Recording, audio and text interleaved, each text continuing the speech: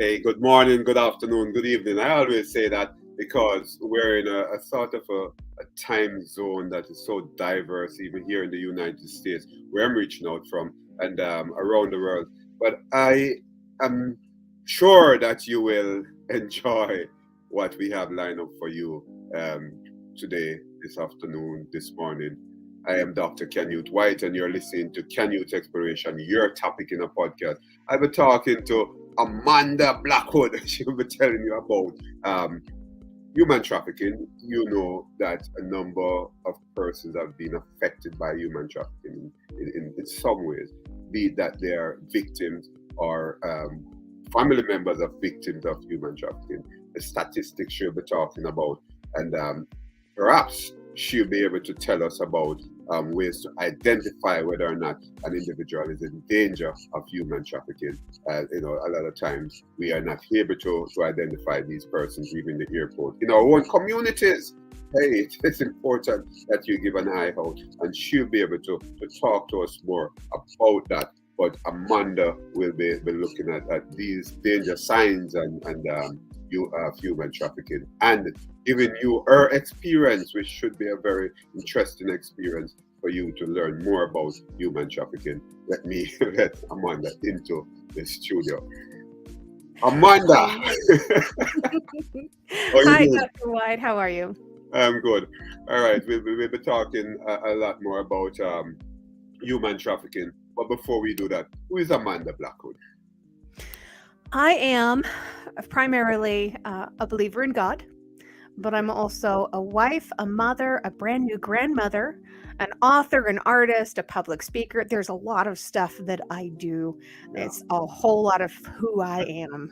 I know, right? I know, but you know what is important though? You mentioned a believer in God first of all, and before everything else, that should come first, and I applaud you for Thank you. Thank you. My that. husband taught me that. That's why he's second. All right, I tell you, I love that. I love that. But Amanda, I always ask my guests this: your childhood, what was little Amanda like growing up? Wherever you're gonna tell us where, what that was like in terms of the family, the siblings, the community, and so on. The community was diverse. And by that, I mean it was multiple locations I grew up in, but it was also people from all over the world. My father was in the Air Force. Okay. So I was born in Germany. We moved so many times when I was a kid that I lost count for a while. Yeah. But in total, now that I've looked back, I have moved 43 times in my life. That's a lot. I did have one older sibling when I was a kid growing up. I haven't talked to him or seen him in many years at this point, and I don't have any connection with my family now. Oh, okay. Interestingly, though, back in Jamaica, there's this program that on one of the radio stations where families who have lost contact somehow are able to connect with each other by just announcing, "Hey, who is this guy? Who is this person?" If you want to, that's okay. If you want to say, "Hey, James Blackwood," that's one of my brother I'd like to get in touch with. That would be fine with you. If not, that's okay. Well, for me, it was actually a choice. So I Okay. grew up in an extremely abusive household. Okay. The first time I remember ever being molested, I was only 4 years old, and that was my older brother. My mother was emotionally very abusive, and my father was physically abusive. And Okay. with that being the entirety of the family that I grew up with and all I ever knew, it took me a long time to be able to walk away from that and break that connection and stop that cycle of abuse.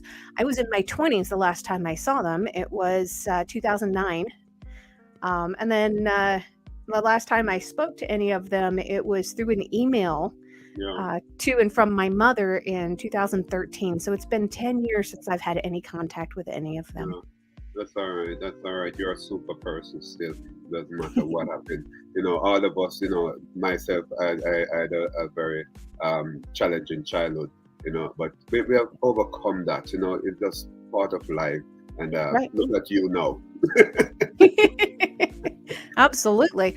But going through those diverse childhoods, a traumatic childhood specifically, can Yeah. really affect the rest of your life. It can change who you are Yeah. in terms of the way that you process different things, the way that you think, the way that you feel, the way that you react to normal everyday situations. Yeah. And you build up these habits, these trauma reactions, and then every time you react the same way to something that's not actually traumatizing, but Yeah. it's reminding you of the trauma, you're reinforcing these really bad habits. Yeah. Yeah.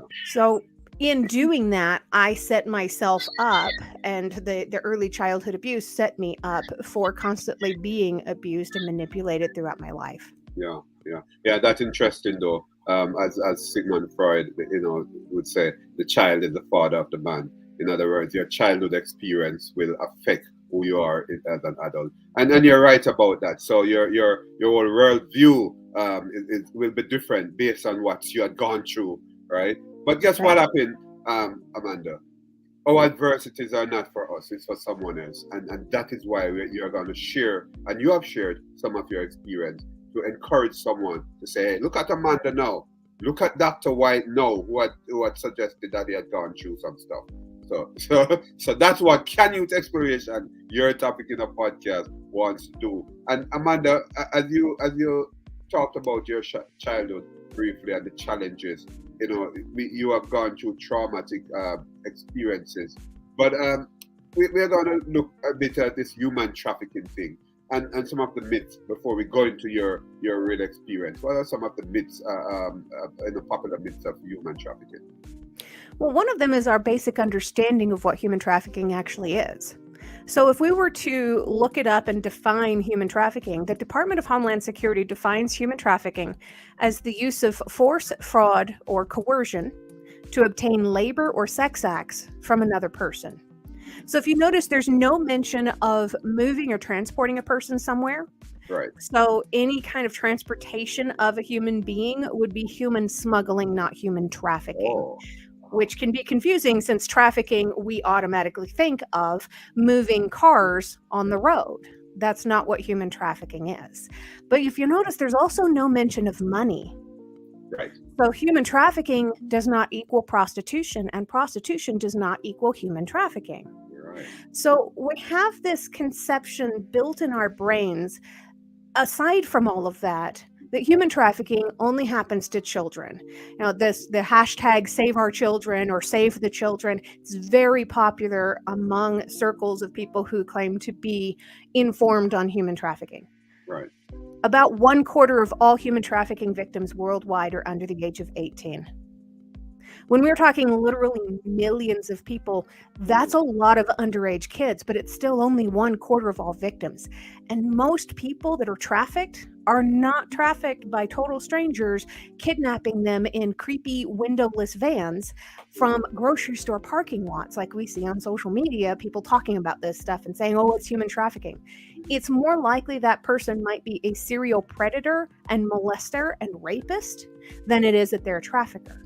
Most people that are trafficked by people they know and they trust and they love, and people with a sense of authority of their lives. Grandparents, parents, aunts and uncles, boyfriends and girlfriends, somebody familiar already to that person.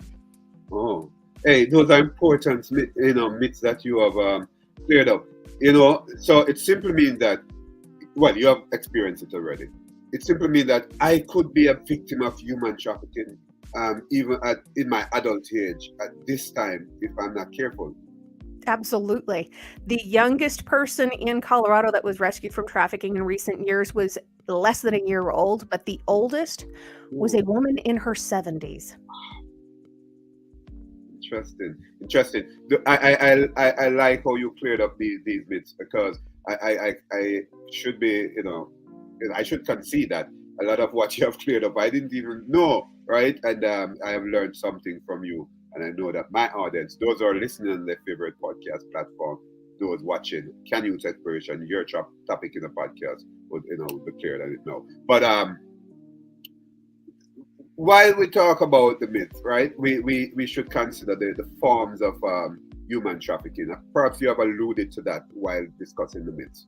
What are some of the forms of human trafficking that we should be aware of? Here in the United States, we talk mostly about sex trafficking. That's because this can be easily sensationalized by the news, unfortunately. It only makes up about 14% of all human trafficking cases worldwide. The majority of human trafficking is labor trafficking. So when somebody is smuggled into the country or out of the country into another area, they can often find themselves in a place of debt bondage, which is a form of labor trafficking. They will be put to work in the back of house for restaurants. They will work in nail salons or hair salons, and every penny that they make goes to their debt bondage, and they can't ever seem to get out from under this heavy weight that they're under. They don't have any freedoms of their own. They have to stay where it is that they're told to stay, which is often slum-like conditions. There's also a huge, huge problem with child slavery and in the form of being child soldiers in many nations in Africa. This is a massive problem. It still falls under labor trafficking because they are exploiting these children to be able to get something in return that is not a sex act, but rather an act of labor. These are some major issues, but this is why the sex trafficking percentage is so small around the world, is because the growing source and the growing need for labor trafficking in sweatshops and child soldiers in debt bondage. This stuff, these numbers are just massive. There's also a very small, very minor community of organ trafficking. Okay. People can be taken and their organs harvested, oftentimes leaving them dead, to be able to sell these organs on the black market to medically save somebody else's life. Wow. You know, that's I can remember long ago. I know this lady. She was employed to someone in a Caribbean, one of the Caribbean islands, and she explained, right, that she was in a dark room during the night, right? No TV, no radio. She worked and she had to go back into that room. However, they allow her to leave eventually after she decided, hey, I'm not staying here. So that, in my mind, I'm now learning that it's human trafficking. It was. Right. Absolutely. Yeah. And I have people tell me all the time, I have never talked to a survivor of human trafficking before, and I always tell them that you know of. Yeah. There's literally hundreds of millions of us out here. You never know if somebody that you're talking to is actively going through trafficking scenarios right now, or if they were lucky enough and part of the less than 2% who actually survive. Oh, wow. You know, I need to ask you this, since we're talking about the forms of human trafficking. There are some of these employment sites, you know, I won't name any on this program, right? And we therefore have to be careful. Those persons who are unemployed have to be careful how they engage some of these so-called employers seeking persons to be employed on these sites. Yeah, absolutely. Traffickers, through forms of forced labor, can use all kinds of deceptive methods to be able to obtain the labor that they're looking for. They can absolutely use labor websites, employment websites. They can use dating websites if they're sex trafficking somebody. That's part of what happened to me. Yeah. We're getting into that. But before that, how can we get involved in fighting this whole thing about human trafficking? How can I get involved? Well, in effect, I am getting involved now by talking to you and asking you to discuss this. That's right. Yeah. How can the general public get involved? Well, that's probably first and foremost is getting educated on what human trafficking is so that we can better understand it. I didn't know that what I went through was called human trafficking for many, many, many years. And when I I found out my world exploded. It completely changed, and that can happen for others too. The best way to really get involved is to learn about the organizations that are out there already actively fighting it and get involved with some of them. Get proper education on what human trafficking looks like and how to fight it, but also learn who these organizations are and what their money is going toward. There are many wonderful organizations that are actually out there actively fighting human trafficking. There's one in Colorado Springs called Compass 31. There's one in Denver called Beautiful Feet Wellness. These are both survivor-led organizations that are actually doing the hard work of helping others to heal and to break the bonds with their traffickers. There's also organizations like Alight. They pair up survivors of human trafficking with pro bono legal services to be able to fight back and to regain a sense of dignity in their lives. But there are other organizations that will take the story of a survivor of trafficking and share the story specifically to get more sympathy and more people throwing money their way. They claim so that they can work other missions and to raise money. But if you look into these organizations, the founders of these organizations are living in multi-million-dollar mansions, and they are world-renowned, and they have movies being made about them. And if they've got all this publicity, you have to ask why, and you have to ask these stories that they're taking from survivors of trafficking and sharing. What's happening to the survivors? Are those survivors being paid for their stories? Because if they're not, that is further exploitation of the victim. Yeah. And I do say that your story, I know you're not going to charge me for this, but your story. Nope, I don't charge for telling my story briefly, but when I'm up on stages, I do, or if somebody wants to buy my book, that's always an option too. Right. We talk about your book. I'm going to talk more about that, but tell me about your story though, Amanda. So, having grown up being treated as a sex object as early as 4 years old, it happened again and again throughout my life. Throughout my teen years, I was molested multiple times by different people in completely different circumstances. And at 17, I was raped by somebody that I thought was my best friend.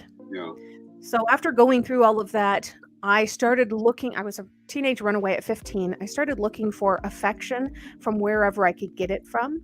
I learned that sex was a tool that somebody was either going to take from me or I was going to give freely to be able to obtain something in return.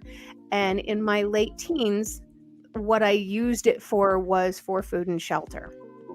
Otherwise, I would have been homeless multiple occasions. At one point, I found myself dating and living with a man who was more than twice my age. And I was trafficked 3 different times in my life. This was the first time. The first time this man gave me to a friend of his for a weekend birthday party.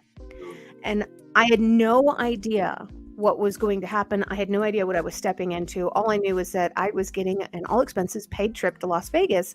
I was excited to go to Las Vegas. I was going to ride the roller coasters and go be a kid for a little while. And when we got there, I was locked up in a small hotel room for 52 hours. I wasn't able to leave. And I had to just go through with what was being done to me, multiple rapes over that 52-hour period before I could get back to where I had been living and get my stuff and leave.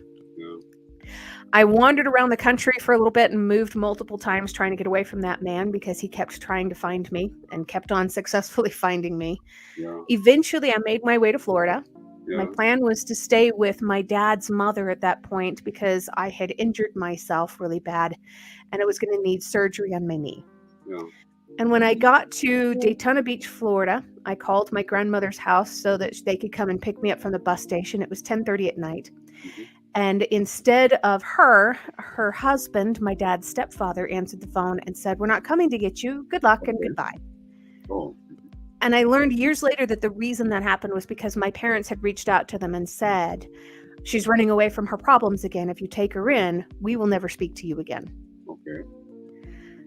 So I was left on the side of the road, and a young couple came and found me just crying my eyes out. And they told me that they had a place for me to stay until I could get back on my feet. But what they really meant was they had somewhere that I could stay until they found the highest bidder. And they sold me like a bag of potato chips to a guy named Esteban.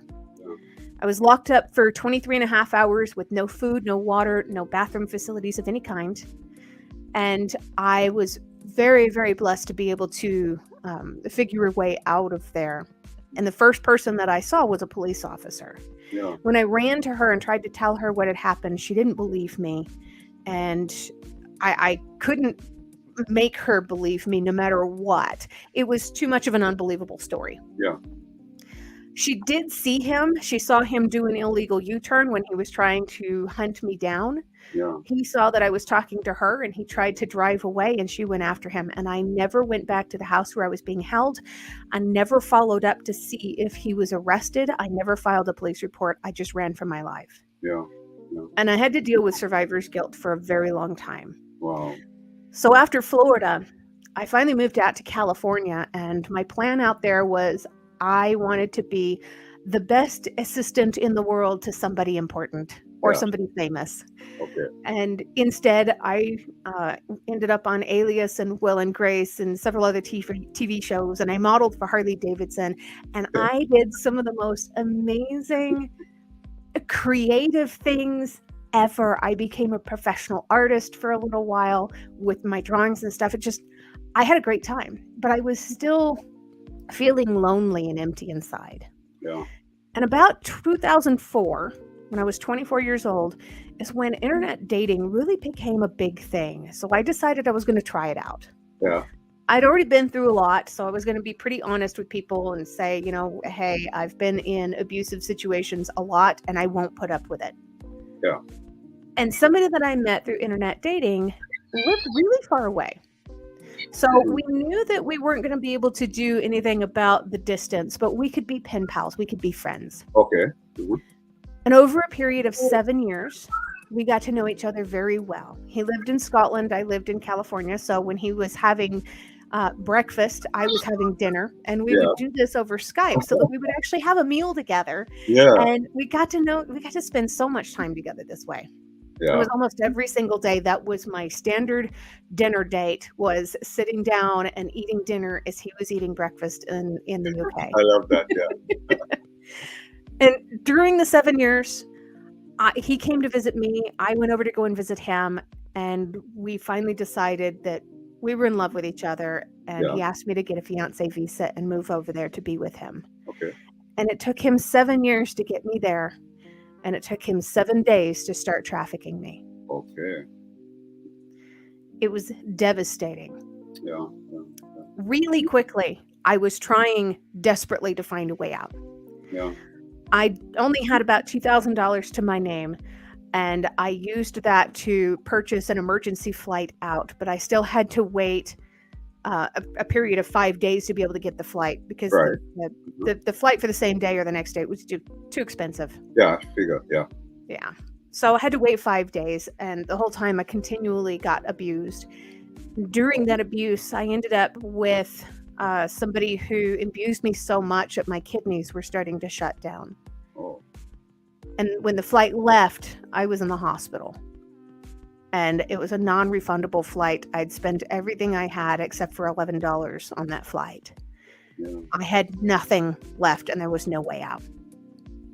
At one point, I tried to commit suicide. The suicide rates among victims of human trafficking is astronomically high. Yeah. And I mentioned something about only 2% of all victims actually survive. Yeah. I was almost one of those statistics. Eventually, I started to put together a plan, and I started dropping these little hints and breadcrumbs along the road as I went, just trying to guide him down the path of making him believe that I had what we used to call Stockholm Syndrome. We now call trauma bonding. Okay. I wanted him to believe that I had so deeply rooted trauma bonding that I would do literally anything for this man. Yeah. Yeah. The day that we were supposed to get married originally had come and gone. I knew we weren't going to get married. Part of the abuse that I was going through was him telling me I wouldn't ever be able to get married to somebody like you, but I'll keep you around a little longer. Okay. I was also starved, sleep deprivation. I was waterboarded, basically sport torture. Yeah. All of these things were done to me not because I had been doing something wrong, but rather because they Definitely. wanted to see the effects. Yeah. It was awful. It was really, really awful. Wow. There were some days that I would hallucinate and I wasn't sure if I had dropped the proper breadcrumbs or not. Yeah. And the whole time I'm still trying to keep this plan going and trying to be smart and try to find my way out. Yeah. And toward the end of this 6-month visa, I was 5 months in, and I told him one day, I said, the day that we were supposed to get married is already come and gone. And if I overstay my visa, I could get kicked out of the United Kingdom Yeah. and never allowed back because of their laws. Yeah. And with you being a police officer, you Yeah. could lose your job. Yeah. And we wouldn't want that. Yeah. So I tell you what we could do. If you send me back to the United States, I could live there for the next 6 months. And if you send me back fairly soon, I could come back in time for Christmas, and it would be our first Christmas together. And wouldn't that be wonderful? Yeah. Within 2 hours, he purchased a round-trip flight. One for me to get back to LA and one for me to return in time for Christmas. Yeah. And I ran. I ran for my life. I got back to California and I tried to hide. Yeah. And every single time I got a new job, every single time I had friends, he would send photos and videos of me being raped and molested. Wow. And he destroyed friendships. I lost jobs over this. I was continually chased and victimized and abused, even from thousands of miles away. Yeah. Yeah. Yeah. Eventually, in 2016, I tried to move away from California, moved out here to Colorado, and I was still trying to hide and still trying to rebuild a life and do whatever I could. And in 2019, I found out that he had taken all those same photos and videos, and I guess he couldn't find me enough to torture me anymore. So he made me famous on a pornography website. He put all of this stuff up on a pornography site, and he included social media links and personal contact information for people to be able to find me in person. And I was recognized in a grocery store. Okay. And it would have been neat if I was recognized for something like being on Alias or Will and Grace or Marley for Harley Davidson or any of these other really cool things that I'd done. Yeah. But instead, I was recognized for having been raped. Yeah. It destroyed me. Yeah. So I reached out to an anti-trafficking organization out here in Colorado. Yeah. They immediately paired me up with the organization that helps people to fight back and to get the pro bono legal services. Yeah. And they also paired me up with a therapist. Yeah. That was huge for me. Yeah. So my first therapist, I traumatized her so bad, I swear this woman left the industry and she will never be a therapist again. But the second therapist was phenomenal. Yeah, that's that. She was great. She helped me to get through a lot of the roadblocks and stuff that I had been experiencing. And I told her right up front, I said, first of all, do not ever come to me with a suggestion of taking pills. I've had enough pills shoved down my throat to last me a lifetime. I'm not interested in taking medication to deal with any of this stuff. I need to find real solutions, real results, not a Band-Aid. And second of all, do not walk on eggshells around me. I don't want you to pussyfoot around. I don't want you to act like I'm this delicate, fragile little flower. I need you to tell me like it is. I don't care if it's a gut punch. Be real with me. Yeah. And about 1.5 years into our therapy, she told me, I don't think there's much more I can do for you. You've done incredibly well. You have done so much. You're so strong. What are you going to do next? And that's when I told her I was going to write my book. And I wrote my entire autobiography in 30 days in the month of December in 2020 at the end of my therapy. Wow. You know, and we were just talking about some of the help that you get in order to get you healed.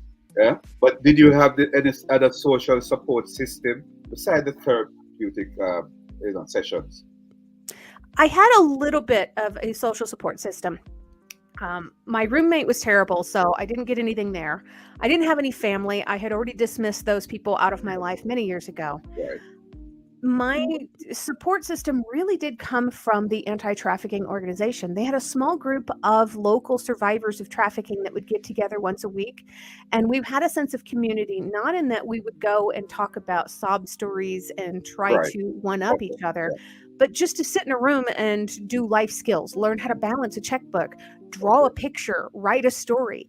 Just doing something together as a community Yeah. gave us all that sense of community that we needed. But during the lockdown, during the COVID pandemic Right. in 2020, Uh-huh. that went away. We didn't get to hang out once a week anymore. We lost that sense of community.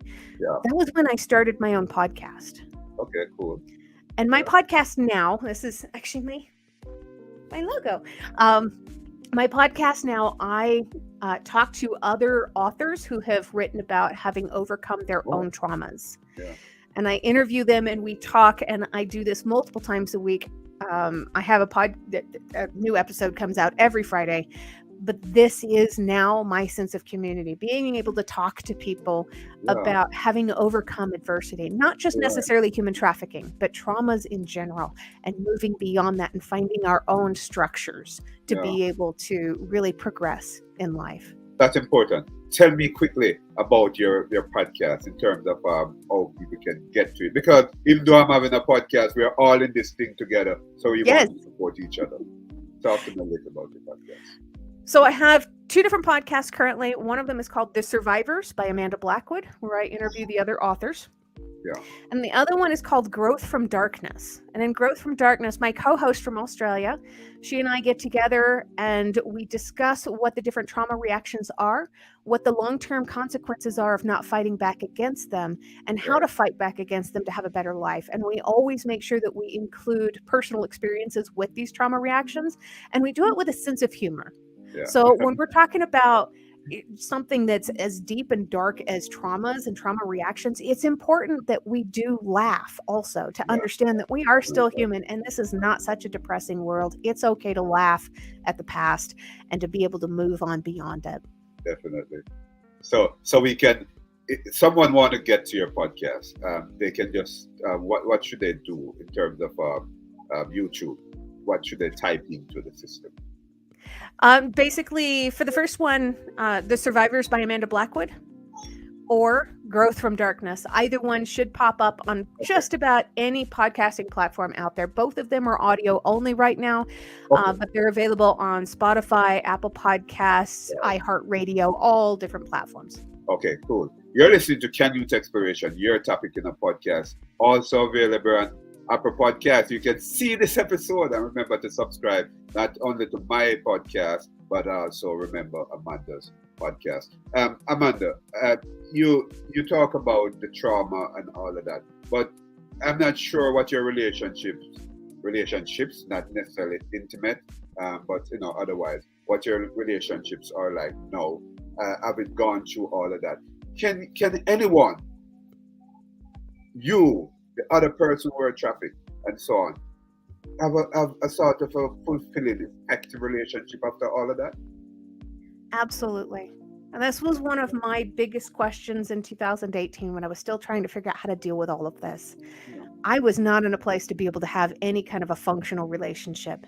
But once I was able to do the hard work and to go through the therapy and learn how to fight back and write my story out and get all of this stuff out of my brain, off of my heart, and out into the world away from me, it was no longer a part of who I was. It was a part of who I had been. Once my book was published, it came out in June of 2021 on my 10-year anniversary of freedom. The next month was when I met the man that's now my husband. And he is the most supportive, amazing, kind, loving, gentle, patient man I've ever met in my life. Yes. I have very, very close friendships, but they are very limited. I do not need 50 friends. That's all right. I need 2 friends, and I need them to be quality. And that's the beauty of having healthy boundaries. I understand that. And I must applaud your husband now, right? I to him, all the best, sir. I must ask you this question, because whatever our adversities are in life, as I said to you, I've had my adversities as well. Um, we want to share because we want to help others, right? And I'm Yeah. sure you are helping others through your book, but also there might be something you'd like to say to someone, that one thing, right, that you could tell someone who is going through, what you went through. Probably the biggest one is we've all grown up hearing that saying, what doesn't kill you makes you stronger. Yeah. That could not be more wrong. Okay. Friedrich Nietzsche is the man who first said that in the 1800s, and that man died in an insane asylum. We can let go of what he said. Right. It is not your abusers and it is not your experiences that made you stronger. You were already strong enough to get through all of it. You just got to dig deep within yourself to be able to find that strength. It's there and it exists, and you can rely on this to get you out and get you through. And just know that no matter how daunting and scary it is to do that hard work to be able to move through this trauma and to face it and to fight it, you are strong enough to do that too. If you're strong enough to have survived everything that you've come through, you've got this. Yeah. Yeah, that's important, because besides human trafficking and the trauma that you have gone through, many persons watching, listening to Canyouth Exploration is going through, have gone through, but still not healed. And your message to them now, just now, it's really critical. Looking at your book, Growth from Darkness, right? It's let's talk about that some more. I saw that on your website, and I will have the website in the description so that people can go to it and order the book, right? My personal story is being told through my book, Soaring Through Turmoil, on Amazon as well. But what's Growth from Darkness? When we're traumatized, we are in a very dark place. People who live in a perpetual place of trauma believe that there is no way that they're ever going to climb out of this deep, dark hole that somebody else has dug. We are stuck there, and we need to find a way to climb out. But if somebody doesn't lower down the ladder, we have to learn to grow so that we can get from this dark place up back into the light and to claw our way back out. Growth from Darkness is the name of my website. It's the name of my podcast. It's the name of the workbook series. It's all of these things. Now, the workbook series, the first book, talks about the stages of trauma. The stages of trauma are very similar to the stages of grief, because when we go through a trauma, it changes who we are. And we have to grieve for the person that we've lost, for the person that we now will never be. We have been changed by outside circumstances, and it's okay to go through the depression and the anger and the bargaining and the denial. And it's okay to move into that place of acceptance and then learn how to accept ourselves, not just the trauma. The second book I'm still working on. It will be released later this year. It's about the trauma reactions, the long-term consequences of not fighting back, and how to fight back against them with healthier mechanisms to be able to help retrain our brains. The third book is going to be about healthy boundaries, how to build them. And the fourth book is something that I haven't seen anywhere yet, and it's about how to support survivors. A lot of people who have survived trauma don't know how to communicate with their partners, with their loved ones, with their families on what they need from them. So I'm hoping that this book might be able to help the survivors' family members and loved ones to understand that what they're going through has nothing to do with them, and sometimes their reactions are going to be very hurtful, and it's they're trying to figure out how to deal with what it is they're going through, and they're going to need help. Yeah, you have said something important there, Amanda, because sometimes persons who have gone through situations will react in a particular way, and the persons who are quote unquote victims to their reactions will think that, hey, it's about them.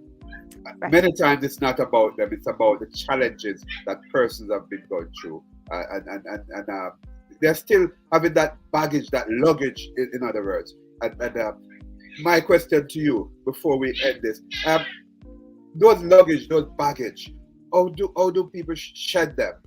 Persons who have gone through trauma, be it human trafficking or other traumatic experiences? How do they, get rid of these luggage, these baggage?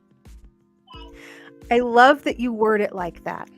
This painting back here behind me was one of mine. I painted this in 2021, and this is hanging in a home for human trafficking survivors in Chicago, Illinois. This painting is called Carry Your Own Baggage. And with the painting there in their home is the essay that talks about how we all have to carry our own baggage through life until we find a safe place to set it down. And that's the key, is we have to find that safe place. And that safe place can be inside us. The safe place can be on the canvas. It can be in the pages of a book.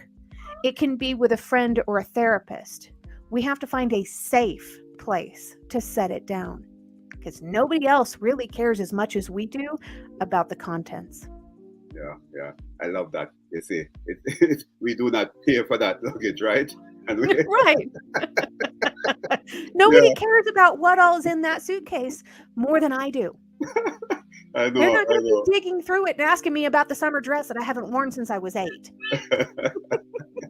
Hey, Amanda Blackwood, I love it. I love what you have given us, as it relates to your experience, how we can deal with our trauma. I know I'm in psychology. I understand a lot of what you have said, but again, for my audience, right, it's important that they understand as well, and use some of the guidelines that you have given, be it subtle and to those who are being trafficked now, and you get a peep on this, and hey, remember what Amanda had said, and you have your story to tell when you get rid of all of that, because you will get rid of it, and you will come out shining as well, and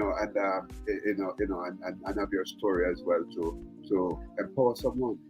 Thanks for empowering someone, Amanda. Thanks for coming. Thank you so much for having me, Dr. White. This has been a really, really great experience for me. I really appreciate you, and I love what you're doing. Thank you. Bye-bye. That was Amanda, and she have said a lot, and it's interesting some of the things that she have said, not only for persons who were being trafficked, are being trafficked and were trafficked, but those persons going through traumatic experiences now, those persons who have gone through and still carrying that luggage, that baggage. Amanda has used her experience to empower, to enlighten someone. Remember our podcast, go there, subscribe, and as well as subscribing to my podcast, take some of what she has to say and share with a friend as well, our friends, so that they too can be empowered, can be inspired, because we're all in this thing for each other. Thank you for watching, listening. Canyouth Exploration, your topic in the podcast. We'll talk again. Goodbye.